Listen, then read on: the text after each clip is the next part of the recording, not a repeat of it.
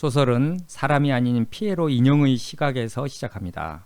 피에로 인형은 골동품 가게에 있다가 십자저택이라는 집으로 이틀 전에 오게 되었어요. 십자저택은 북유럽풍의 2층짜리 건물인데 건물이 동서남북으로 뻗은 십자 모양이라서 동네 사람들이 십자저택이라고 부릅니다. 그런데 피에로 인형은 이 저택에 오자마자 엄청난 경험을 하게 됩니다. 그것은 어느 여자가 저택의 발코니로 뛰어가더니 거기서 저택 바깥으로 뛰어내리는 것을 보게 된 것입니다. 그런데 이 여성은 발코니에서 뛰어내리기 직전에 피에로 인형을 바닥에 집어던지는 이상한 행동을 하고 죽은 것이었어요. 남편으로 보이는 남자와 딸로 보이는 여자가 비명을 질렀지만 이미 이 여성의 몸은 허공에 떠서 결국 바닥에 떨어져서 죽게 됩니다. 죽은 여성의 이름은 요리코인데 그녀가 죽은 지 한 달 남짓 흐른 어느 날 미즈호가 이 집에 방문합니다. 미즈호는 요리코의 조카예요. 미즈호의 엄마와 요리코는 자매 사이인 것입니다. 요리코가 죽은 지 49일이 흘러 49제를 맞이하여 이 집에 방문한 미즈호는 집 문 앞에서 요리코 이모의 딸이자 자신의 사촌 동생인 가오리로부터 큰 환대를 받습니다. 미즈호와 가오리는 어릴 때부터 친하게 지냈기 때문에 어려움을 겪고 있는 가오리를 만난 미즈호는 반갑기만 합니다. 가오리는 태어날 때부터 다리가 불편해서 휠체어에 의지해서 살고 있어요. 이번에 발코니에서 뛰어내려 죽은 요리코의 집안은 딸만 3명이 있었는데 아버지인 다케미야는 큰 산업을 일으킨 부자였고 3년 전에 죽었는데 집안에 아들이 없기 때문에 큰딸인 요리코가 실질적으로 기업을 물려받아 운영하고 있었던 것이에요. 요리코의 남편인 무네이코는 요리코가 회사에서 만나 결혼한 사이이고 현재 요리코가 죽고 없는 상태에서 회사를 경영하고 있는 실질적인 사장입니다. 미즈호는 이모인 요리코의 죽음에 대해서 사촌 동생인 가오리와 다음과 같은 이야기를 주고받습니다. 가오리, 엄마의 죽음을 막을 수 없었어? 이제 와서 물어봐야 소용없는 일이지만 미지호는 엉겁결에 묻고 말았다. 난 아무것도 할 수 없었어. 가오리는 참담한 표정을 보이다가 억누르듯 숨을 크게 쉬었다. 그때 난 내 방에서 아빠랑 얘기를 나누고 있었는데 갑자기 섬뜩한 비명소리가 들렸어. 아빠가 나를 안고 방에서 나왔고 누가 계단을 후다닥 뛰어오르는 게 보였지. 그 사람이 요리코 이모였다는 말이지? 미지호가 그렇게 묻자 가오리는 잠시 머뭇거리다가 고개를 까딱했다. 그리고 발코니로 나가는가 했는데 다음 순간에는 벌써 뛰어내리고 있었어. 정말 순식간에 벌어진 일이었어. 그랬구나. 두 사람 말고는 아무도 없었다고 들었는데. 다들 밖에 나가고 나하고 아빠밖에 없었어. 아빠는 나를 휠체어에 앉혀놓고 뒷마당으로 내려갔어. 난 여기서 이렇게 엄마 모습을 내려다봤어. 가오리는 발코니 난간을 꽉 잡고서 그때 전경을 떠올리듯 눈을 꼭 감았다. 미지호는 가오리가 엄마인 요리코를 얼마나 사랑했는지를 잘 알고 있다. 그때 그녀가 느꼈을 슬픔을 생각하자 미지호는 할 말이 없어졌다. 아빠가 그러는데 노이로제였을 거래. 일 때문에 스트레스가 너무 심해서 밤에도 잠을 잘 못 잤대.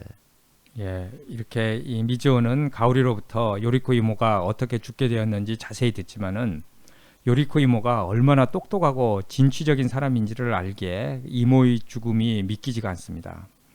한편 이 집에서 일하는 가정부인 스즈에가 십자저택에 누가 찾아와서 이 집의 주인을 뵙고 싶다고 이렇게 전하는데 찾아온 사람은 특이한 직업을 가진 사람이었어요. 그 사람의 이름은 방문객의 이름은 고조이고 직업은 인형사인데 인형사는 인형을 만드는 사람이었어요. 고조라는 인형사가 십자저택을 방문한 이유는 죽은 요리코가 2달 전에 구입한 피에로 인형과 관련해서 중요한 할 말이 있다는 것이었어요. 이에 집안 식구들이 그 인형을 구입한 요리코가 인형을 산 지 얼마 후에 죽었다고 이야기를 그 인형사인 고조에게 해주자 고조는 자신이 늦게 왔다면서 자책을 합니다. 그러면서 피에로 인형에 대해서 다음과 같이 이야기를 해줍니다. 그 인형은 비극의 피에로라고 하는데 그걸 구매하거나 수중에 넣은 사람은 반드시 불행해진다는 징크스가 있습니다. 전에 그 피에로를 갖고 있던 사람은 교통사고로 가족 모두가 죽었죠. 또 그전에는 미쳐서 자살하고 말았습니다. 그 밖에도 그 피에로에 얽힌 불길한 일화가 한두 가지가 아닙니다. 이렇게 말하고 나서 자신의 아버지가 그 피에로 인형을 만들었고 자신이 그 피에로 인형을 다시 사들여서 이런 비극이 되풀이되지 않도록 하려고 한다는 이야기였어요. 그러면서 피에로 인형을 다시 사가겠다는 요청을 합니다. 이에 십자저택 식구들은 죽은 요리코의 남편인 무네히코에게 물어보겠다며 내일 다시 찾아오라고 하면서 돌려보냅니다. 그날 저녁이 되자 가오리의 아빠이자 죽은 요리코의 남편인 무네히코가 돌아옵니다. 오랜만에 만난 미즈오에게 무네히코는 반갑게 인사를 하는데 무네히코의 옆에는 요염하게 생긴 리에꼬라는 여자가 함께 있는 것이 아닙니까? 리에꼬는 무네히코의 비서인데 딸인 가오리는 이 여자를 아주 싫어합니다.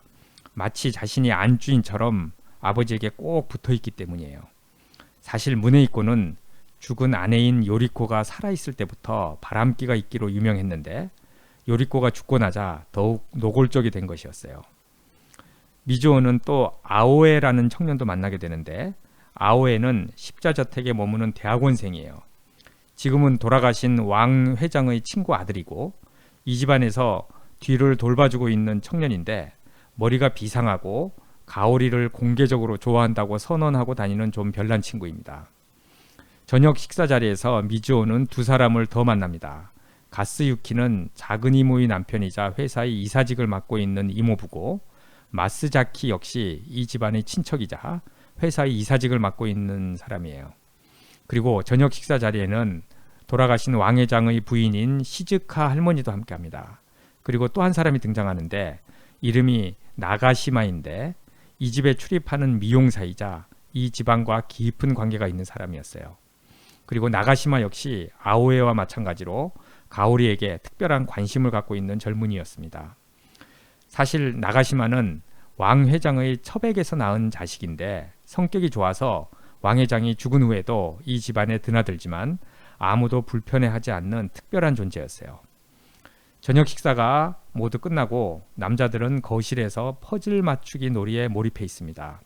특히 사장인 무네히코가 퍼즐 맞추기에 광적으로 심취해 있기 때문에 다른 사람들도 마지못해 따라하고 있는 것입니다. 이렇게 분주했던 하루가 저물고 모두 잠자리에 듭니다. 그리고 소설은 피에로 인형의 시각으로 옮겨갑니다. 피에로 인형은 지하에 위치한 오디오룸에 방치되어 있는데 그날 늦은 밤중에 누군가 문을 열고 들어옵니다. 가만히 보니까 현재 사장이자 가오리의 아빠인 무네히코가 들어와서 음악을 틀어놓고 소파에 앉아서 잠을 자고 있는 모습을 피에로 인형이 보게 됩니다.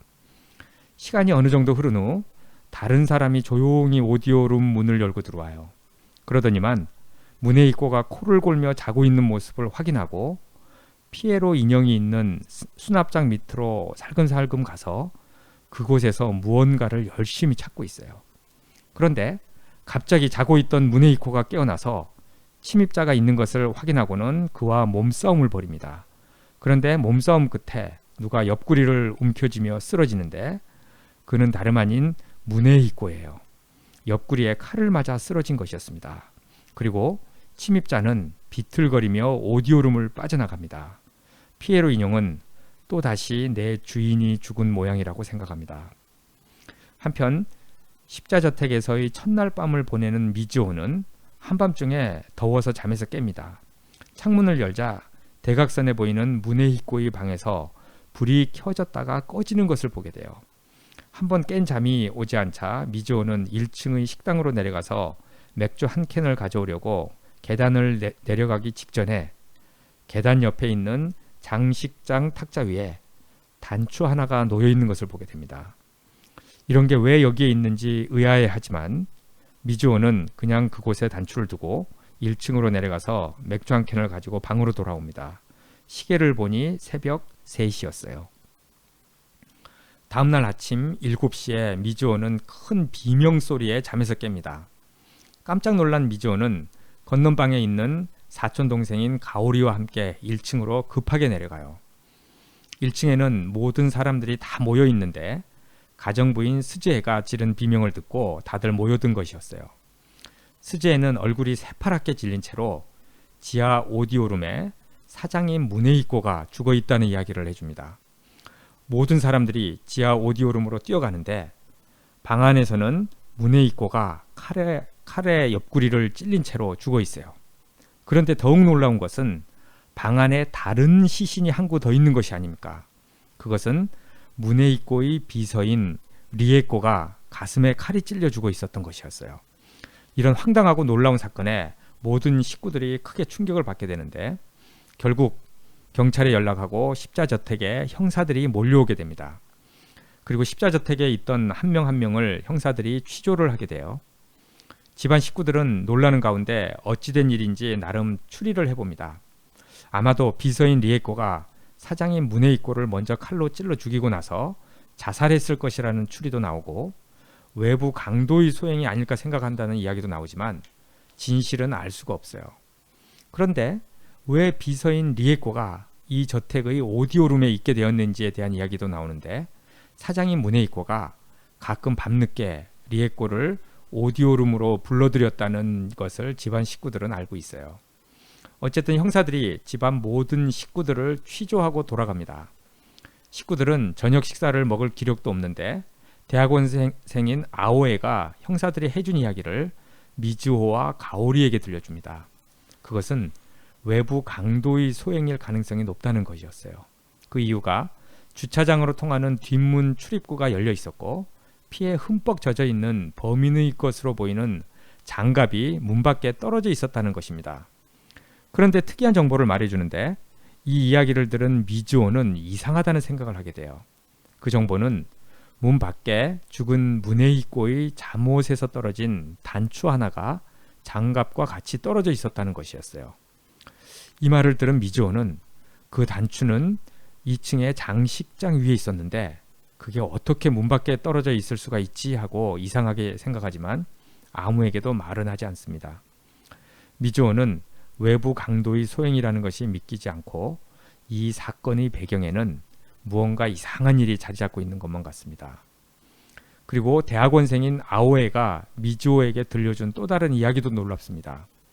사실 사장인 문에이꼬를 죽일 동기를 가진 사람이 이 집안에는 여러 명 있다는 이야기였어요.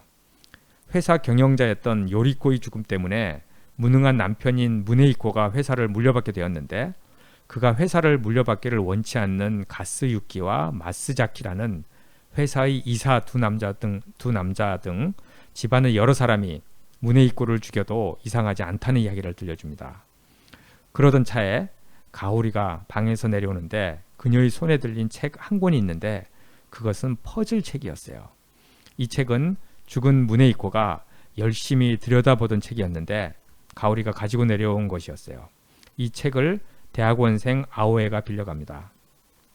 그러던 차에 경찰에서 중대한 발표가 있다고 십자저택의 모든 가족들을 한자리에 모읍니다.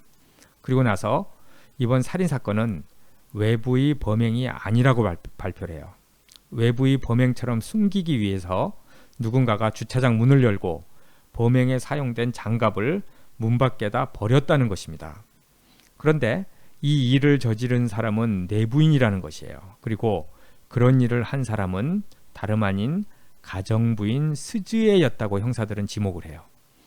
이에 스즈에는 고개를 숙이고 자신이 그랬다고 고백을 합니다. 그렇게 한 이유는 가정부인 스즈에가 새벽 일찍 오디오룸에 들어갔다가 두 사람이 죽어 있는 것을 알게 되고 깜짝 놀라 뛰어나왔는데 오디오룸 앞 쓰레기통 안에 피 묻은 장갑과 단추 하나를 발견하고 내부 사람의 소행이라는 것을 알게 된 가정부 스즈에는 내부 사람의 소행이 아닌 것처럼 꾸미기 위해 증거물들을 주차장 문 밖으로 버렸다는 것입니다.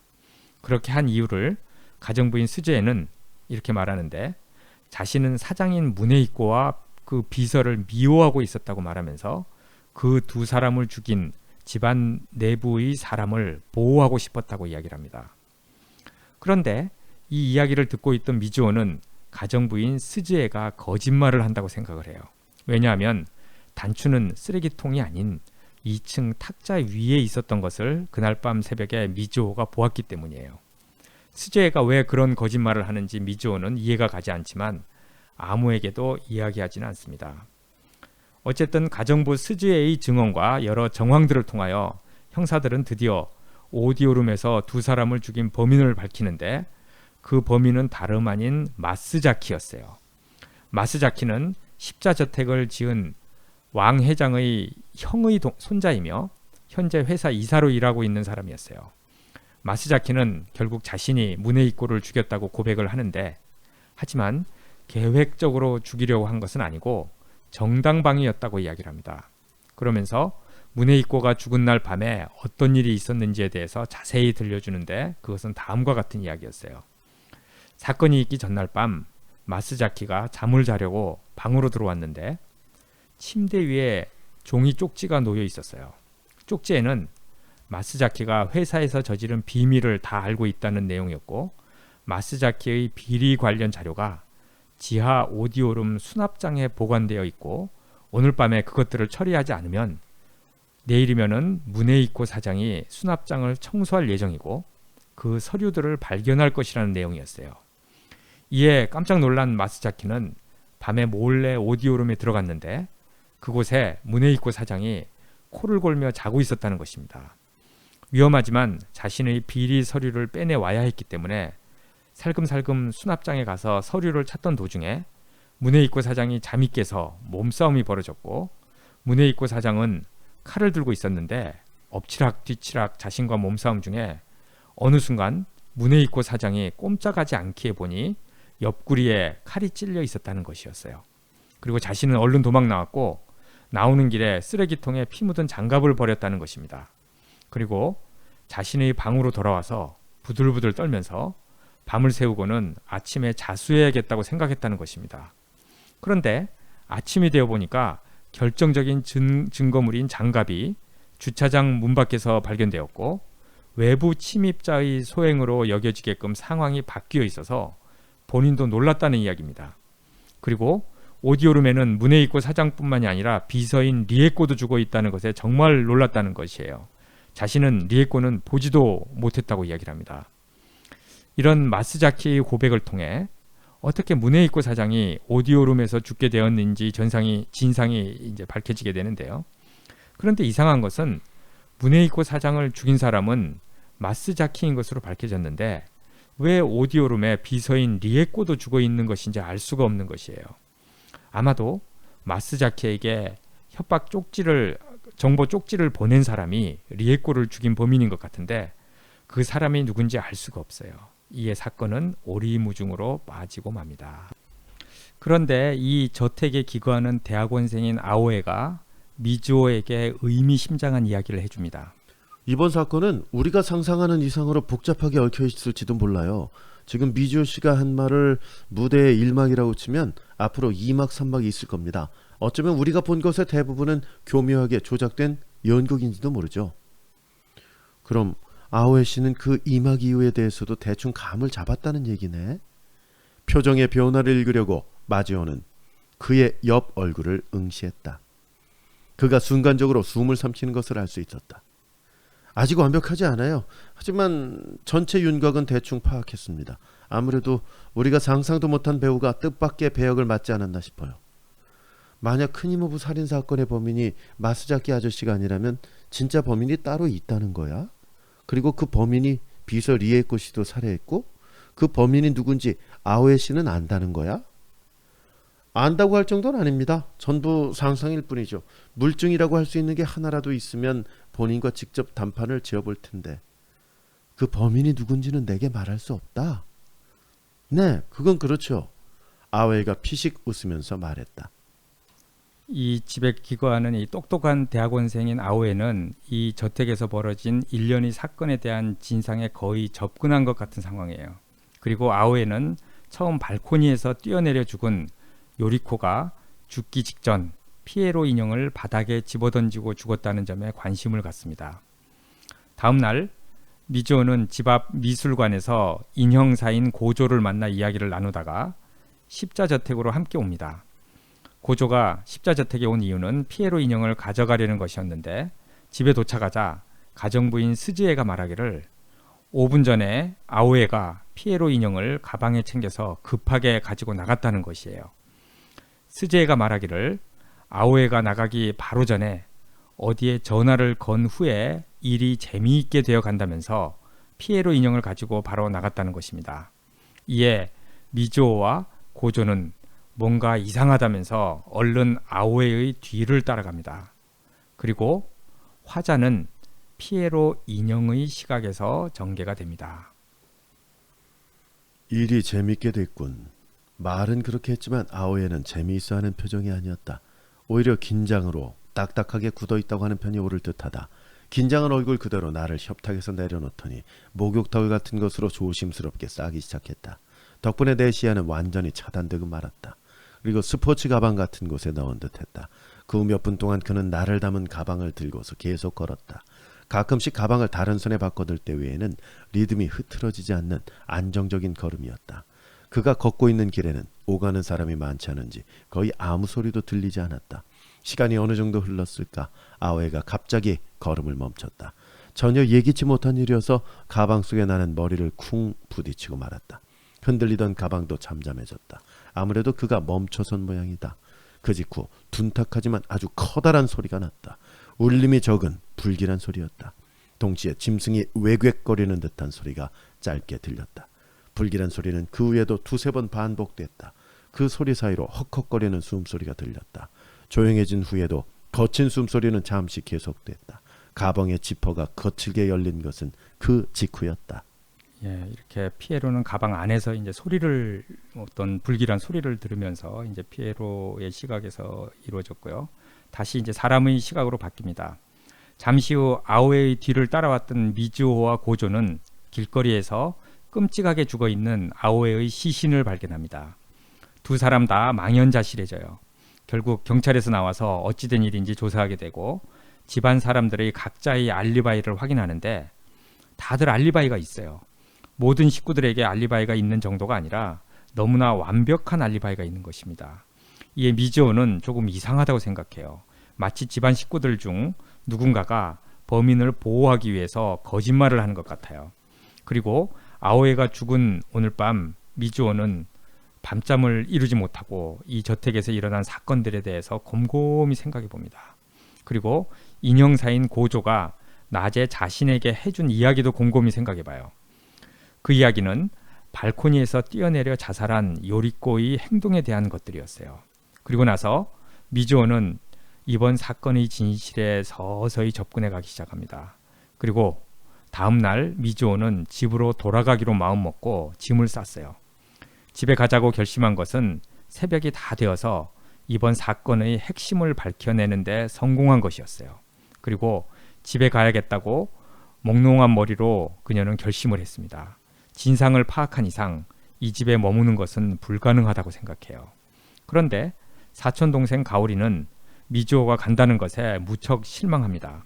그럼에도 미즈오는 이 집에 머물러서는 안 된다고 생각을 해요. 짐을 다 꾸리고 미즈오는 부엌으로 가서 가정부인 스즈에를 만납니다. 그리고 스즈에에게 사건이 있었던 날에 대해서 다음과 같이 심각하게 물어봅니다. 단추 말이에요. 이모부의 잠옷 단추요. 그게 어디 떨어져 있었어요? 처음부터 미즈오는 그렇게 말을 꺼내기로 작심하고 있었다. 좀 더 빨리 그 점에 대해서 추궁했어야 했다. 지금은 이미 늦었다. 하지만 이대로 잠자코 있을 수는 없었다. 단추? 웃고 있던 스즈의 얼굴이 살짝 일그러진 듯했다. 그것을 보고서 미즈오는 자신이 도달한 결론이 틀림없다는 것을 확신했다. 그래요, 단추. 그녀가 다시 한번 말했다. 이모부의 시신 옆에 떨어져 있었다는 말은 듣고 싶지 않아요. 제가 봤거든요. 그날 밤 2층 장식장 위에 그 단추가 있는걸요. 단추가 발이 있어서 움직였을 리는 없죠. 스즈의 가슴이 크게 오르내렸다. 뭐라고 해명하면 좋을지 궁리하는 듯했다. 그 여지를 없애기 위해 미즈오는 다시 말했다. 스즈의 씨가 2층 장식장에서 그 단추를 보고 뒷마당에다 버린 건 아니죠. 스즈의 씨 외에 또 한 사람, 외부 사람의 범행으로 보이기 위한 위장에 참여한 사람이 있었을 텐데요. 아니에요. 그건 저 혼자서. 괜찮아요. 미즈오는 나직이 말했다. 이미 다 알고 있으니까요. 그 사람이 장식장 위에 있는 단추를 뒷마당에 버렸을 거예요. 무슨 말이 하고 싶은 거죠? 그녀가 물었다. 낮고 태연한 목소리였지만 거기에는 상대방이 움찔할 정도의 무언가가 담겨 있었다. 마스자키 아저씨는 큰 이모부를 죽이지 않았어요. 스지혜 씨와 또 한 사람은 처음부터 그걸 알고 있었고요. 그뿐이 아니죠. 진범이 누군지도 알았을 거예요. 누가 큰 이모부를 살해하고 마스다키 아저씨를 함정에 빠뜨리려 했는지. 예, 이런 이 미지오의 추궁에 가정부인 스즈에는 말을 잇지 못합니다. 도대체 무네이코를 죽인 사람이 마스자키가 아니라 누구인지 궁금하기만 한데요. 그리고 미지오는 무네이코를 죽인 진범이 누구인지를 아는 것 같아요. 집에 돌아간다는 미지오를 왕 회장의 부인이자 할머니인 시즈카가 방으로 부릅니다. 그리고 가정부인 스즈에에게서 미지오가 이번 사건의 진실에 대해서 알고 있는 것 같다는 이야기도 들었다고 말합니다. 그러면서 미지오에게 진실을 알아내고 힘들었을 거라고 이야기합니다. 그리고 시즈카 할머니는 이번 사건의 진실에 대해서 상세하게 말해줍니다. 십자저택에서 있었던 일련의 사건에는 상상도 못한 추악한 진실이 숨겨져 있었어요. 그 진실은 이런 것입니다. 사장인 무네이코와 비서인 리에코를 살해한 범인은 십자저택 전속 미용사인 나가시마였어요. 나가시마는 무네이코를 죽이기 위한 계획을 세우는데 아주 교활하며 교묘한 계획이었어요. 우선 회사 이사인 마스자키에게 당신의 비리 관련 자료가 오디오룸에 있다고 편지를 보내서 오디오룸에 오게 한 다음 그곳에 무네이코로 변장한 나가시마가 마스자키와 몸싸움을 벌이다가 칼에 맞아 죽은 척했던 것이었어요. 즉 마스자키가 죽였다고 알고 있던 무네이코는 사실은 나가시마였던 것이고 진짜로 칼에 맞아 죽은 것이 아니라 죽은 척 했던 것입니다. 나가시마는 마스자키가 도망간 것을 확인하고 나서 무네이코를 오디오룸으로 불렀어요. 그리고 칼로 그를 찔러 죽였던 것입니다. 나가시마는 마스자키가 무네이코를 죽인 것으로 만들기 위해 이런 계획을 짰던 것이었어요. 그리고 나가시마는 무네이코의 비서인 리에코도 불러내서 그녀도 죽였던 것입니다. 2층 장식장 위에 있던 무네이코의 잠옷 단추의 비밀에 대해서도 할머니가 이야기해 줍니다. 그날 밤에 할머니는 화장실에 가려고 방을 나왔는데 우연히 미용사인 나가시마가 마스자키의 방문 앞에 쭈그리고 앉아 있는 것을 보게 되었고 화장실 다녀온 후에 그 방문 앞에 다시 가보니 단추 하나가 있었고 그것을 주워서 장식장 위에 놓았던 것입니다. 이때 장식장 위에 있던 단추를 새벽에 미즈오가 밖에 나왔다가 본 것이었어요. 그런데 아침에 가정부인 스즈에가 오디오룸에서 두 사람이 죽어 있는 것을 발견하게 되고 할머니에게 알렸고 할머니는 지난밤의 행적으로 보아 범인이 나가시마인 것을 알게 되자 스즈에와 함께 나가시마를 보호하기 위해서 피 묻은 장갑도 바깥에 버리고 장식장 위에 있던 단추도 할머니 방 창문 밖으로 버려서 외부 침입자가 일으킨 사건으로 위장한 것이었어요. 이 이야기를 들은 미즈오는 할머니에게 왜 그렇게 나가시마를 지켜주려고 했느냐고 묻자 할머니는 나가시마를 손녀인 가오리가 좋아하고 있기 때문이며 또한 사위인 무네이코와 그의 비서인 리에코가 미웠기 때문에 그들을 죽인 나가시마를 보호해 주려고 했다고 말을 합니다. 그런데 이렇게 자신을 보호해주는 내부인이 있다는 것을 알고 있는 나가시마가 또다시 아오에가 진실에 다가오자 아오에를 죽인 것에 대해서 이 할머니는 끔찍하게 여기고 자신이 잘못 판단했다고 자책하는 것이었어요. 이런 엄청난 진실이 이 사건 뒤에 있는데 아직도 풀리지 않는 의문이 남아 있습니다. 왜 나가시마는 무네이코를 죽이려고 했는지에 대한 의문점이에요. 이 의문을 인형사인 고조가 풀어줍니다. 그 배경에는 엄청난 일이 있었어요. 그것은 발코니에서 뛰어내려 자살한 요리코의 죽음과 관계가 있었던 것입니다. 이번에 일어난 일련의 사건들이 요리코 이모의 자살과 관계가 있다고요? 엉뚱한 추측입니다만 그 사건이 자살이 아니었을 가능성을 생각해 봤습니다. 아니 그렇게 의심하고 있어요 전. 자살이 아니라고요? 그럴 리가 없어요. 큰 이모가 뛰어내리는 순간을 가오리와 가오리 아빠인 무네이코 이모부가 목격했잖아요. 아, 그 목격담은 정확하지 않아요. 고조는 약간 회색빛이 감도는 눈을 똑바로 미지오에게로 향했다. 그때 상황에서 위치상으로나 시간상으로 가오리 씨는 뛰어내리는 여자의 얼굴을 정확하게 보지 못했을 겁니다. 따라서 엄밀하게 말하면 요리코 부인인 듯한 여자가 계단으로 뛰어올라와 발코니에서 뛰어내리는 모습을 가오리 씨가 목격했을 뿐이죠. 투둑. 심장이 퍼덕이는 것을 느꼈다. 맥박이 빨라지고 온몸이 뜨거워졌다. 그럼 뛰어내린 사람이 큰 이모가 아니었단 말인가요? 그렇습니다. 그리고 그 사건에 의심을 품은 사람이 있었죠. 바로 아오에 씨입니다. 전에 그가 이런 말을 했다고 하셨죠. 요리코 아주머니가 그렇게 죽을 리 없다. 믿기지 않는다. 그 말이에요.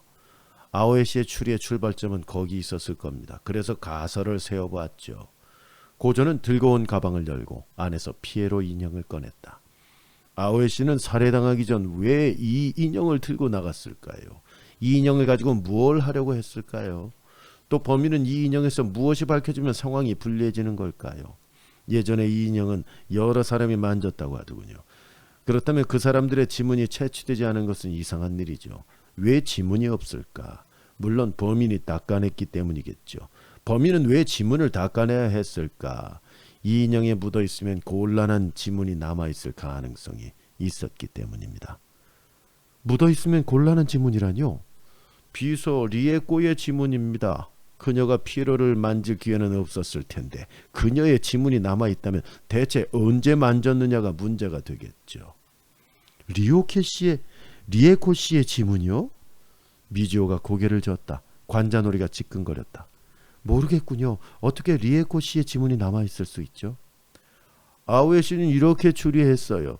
뛰어내린 사람이 요리코 부인이 아니라 실은 리에코 씨가 아니었을까? 설마 어떻게? 인형사는 눈을 반짝이며 말했다. 아오에 씨는 생각했죠. 이 추리를 증명할 방법이 없을까? 그러다 생각난 것이 요리코 부인이 계단을 올라온 후에 피에로 인형을 내던졌다는 얘기였어요.